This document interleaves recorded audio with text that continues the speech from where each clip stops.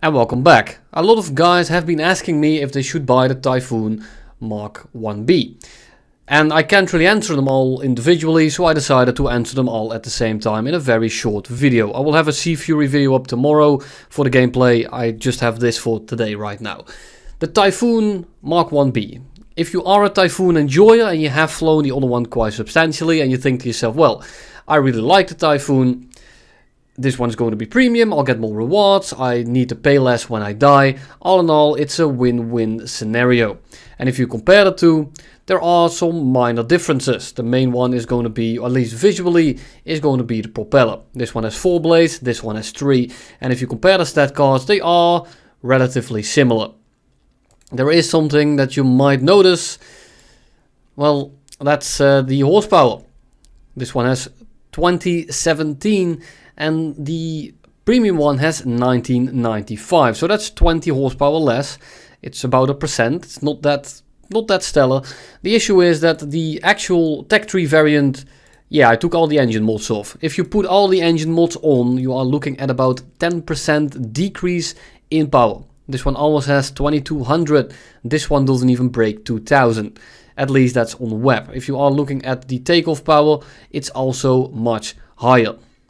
The Typhoon already overheats pretty badly. This one will overheat just a tiny bit less because it produces less power. Is that worth the trade-off? Definitely not. The Typhoon Mark 1B is just simply inferior to the Mark 1B late. The Mark 1B is one of the first premiums that I ever got in this game. And I regretted it. I thought I was just bad at the game back then. Well, I kind of was, but that's irrelevant. It was compounded by the fact that the Typhoon Mark 1B is simply not that great. If you are a Typhoon enjoyer, just keep flying the original one. If you are looking for something to grind the tech tree with, it becomes a bit of a different story. It's not dreadfully bad, it's just not that great, and there are other options in this bracket right here. Personally, if I had to go for a rank 3 prop, I would go for the Mark 1A Mustang. If you have a little bit more money to dump, the Wyvern right here, 650 kilometers an hour on the deck, which is ridiculous at 4.0.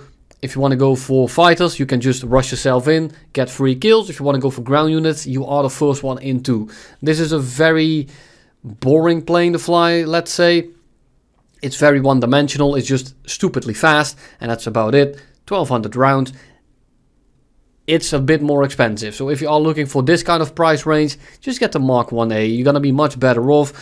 And the BR is definitely going to help you. If you look at the rewards here, you have 675.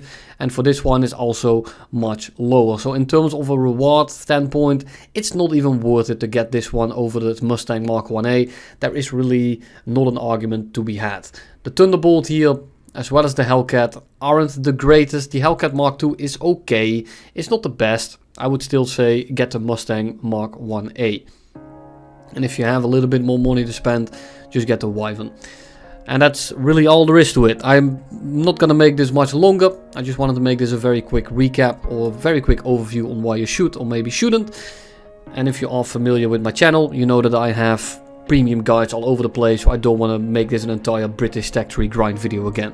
So thank you all for watching. You'll see me all tomorrow with the Sea Fury video.